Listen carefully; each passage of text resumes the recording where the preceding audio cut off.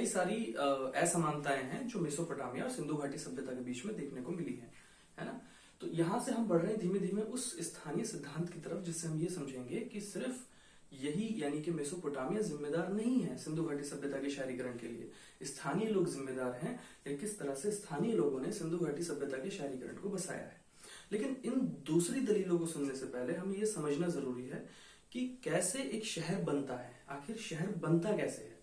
तो बहुत सारे समाजशास्त्री, विद्वान, इतिहासकार आज के दौर में स्वीकार करते हैं कि शहरों के बनने के लिए एक संगठित आर्थिक अर्थव्यवस्था या प्रक्रिया का होना जरूरी है, यानी कि एक ऑर्गेनाइज्ड इकोनॉमिक स्ट्रक्चर होना बहुत जरूरी है ताकि शहर अस्तित्व में आ सके। आप सपोज कीजिए कि आपका घर बड़ा कैसे होगा, यानी कि मान लीजिए अभी आप 1 BHK में रह रहे हो, तो ये 1 BHK आपका 4 BHK में कैसे बदलेगा, उसके लिए आपको किन चीजों की जरूरत पड़ेगी। 1 BHK को 4 BHK में बदलने के लिए आपको किन चीजों की जरूरत पड़ेगी। मुझे लगता है पैसे की जरूरत पड़ेगी। अगर आपके पास पैसा बढ़ गया तो निश्चित रूप से आप 1 BHK छोड़ करके 4 BHK खरीद लोगे। यानी कि अगर आपकी जेब में पैसा बढ़ा तो मैं ये कह सकता हूं कि आपका घर भी कैसा हो गया, बड़ा हो गया। तो अगर गांव के अंदर पैसा बढ़ेगा, अब पैसा होता क्या है, इस चीज को समझिए कि पैसा क्या है।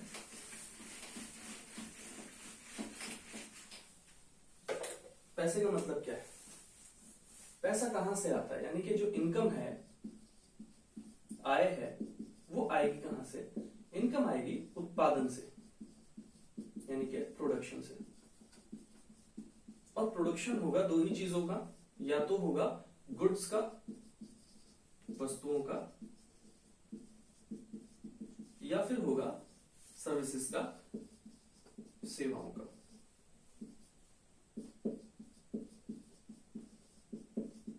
पैसा तो यहीं से आएगा ना, पैसे के लिए उत्पादन जरूरी है, और उत्पादन दो ही चीजों का, या तो वस्तुओं का होगा या सेवाओं का होगा। या तो आपके पास कोई चीज है, उसको आप बेचिए, आपको पैसा मिल जाएगा, या फिर आपके पास कोई स्किल है कि भाई आप डॉक्टर हैं तो आप अपनी सेवाएं बेच रहे हैं, आप टीचर हैं तो आप अपनी सेवाएं बेच रहे हैं, आप पुलिस में हैं तो आप अपनी सेवाएं बेच रहे हैं, जिसकी वजह से आपको पैसा मिलेगा, है ना। तो पैसा आता है उत्पादन से, यानी कि किसी एक चीज का उत्पादित होना जरूरी है।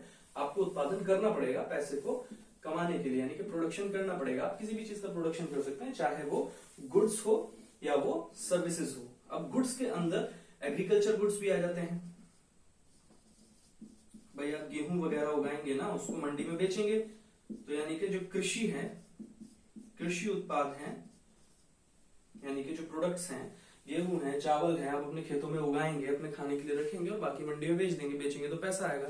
तो सीधी सी बात है, आपके पास पैसा तब आएगा जब आप उत्पादन करेंगे। उत्पादन किसका, कृषि का, यानी कि कृषि के अंदर गेहूं का, चावल का, सब्जियों का, जो भी आप करना चाहते हैं उन चीजों का उत्पादन करेंगे तो आपकी जेब में निश्चित रूप से पैसा आएगा। और जैसे आपका घर बड़ा हो गया है जेब में पैसा आने के बाद, यानी कि आपका 1 BHK सीधे सीधे 4 BHK में बदल गया, यानी कि उसका सीधा से जिम्मेदार कौन है, पैसा है। आपके हाथ में पैसा आया, और पैसा आने के बाद आप 1 BHK में रह रहे तो फिर आपने 4 BHK के अंदर रहना शुरू कर दिया। इसी तरह अगर एक गांव है और गांव के अंदर कृषि होती है, खेती होती है ना, और खेती के अंदर उत्पादन बढ़ गया, चाहे तो आपने खेती के अंदर तकनीक का इस्तेमाल किया हो, साइंटिफिक अप्रोच अपनाया हो, खाद का इस्तेमाल किया हो, खेतों को जोता हो, फसल चक्र अपनाया हो, कई चीजें की हो जिसकी वजह से खेती के अंदर यानी कि एग्रीकल्चर के अंदर प्रोडक्शन बढ़ गया हो।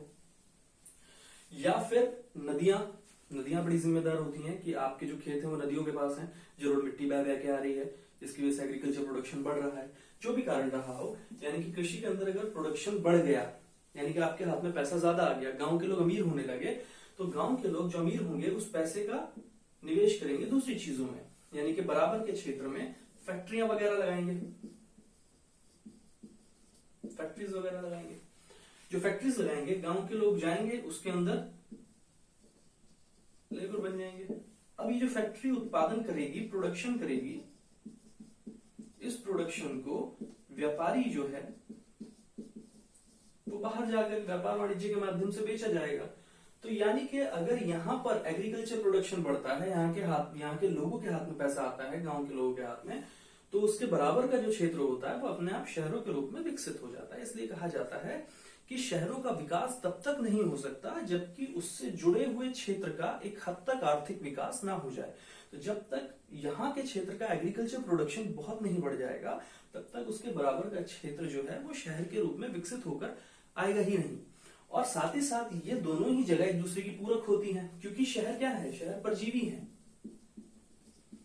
परजीवी का मतलब होता है कि शहर फूड नहीं, भाई गेहूं चावल थोड़ी ना शहर उगाएगा, तो गेहूं चावल कहां से लेगा, गांव से लेगा। और गांव शिक्षा के मामले में, चिकित्सा के मामले में शहरों पर निर्भर है, तो एक दूसरे के लिए पूरक का काम करते हैं, यानी कि एक दूसरे को पूरा करते हैं। लेकिन सपोज करिए कि अगर शहर में तो जनसंख्या लगातार बढ़ रही है, गांव में एग्रीकल्चर प्रोडक्शन घट जाए, गांव के अंदर एग्रीकल्चर प्रोडक्शन घट जाए और गांव कह दे कि भाई शहर वालों अब हम आपको गेहूं चावल सब्जियां ये नहीं दे सकते, तो शहर बने रहेंगे या खत्म हो जाएंगे, या शहरों के लोग उन इलाकों में जाकर के बसना शुरू कर देंगे जहां पर उन्हें खाने की वस्तुएं मिले, जहां पे उन्हें पेट भरने का कम से कम सामान तो मिले, उन इलाकों में जाकर के लोग क्या करेंगे, बसना शुरू कर देंगे।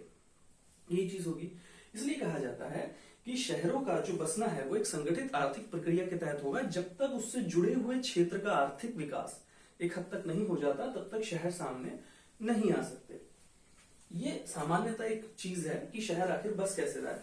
अब हम थोड़ा स्थानीय विकास के सिद्धांत की तरफ चलते हैं, जहां पर ये समझने का प्रयास करेंगे कि सिंधु घाटी सभ्यता के जो शहर हैं वो किस तरह से स्थानीय लोगों ने बसाए हैं, यानी कि स्थानीय लोग सिंधु घाटी सभ्यता के शहरों को बसाने के लिए जिम्मेदार हैं। इसको प्रयास करेंगे, इसको समझने का प्रयास करेंगे।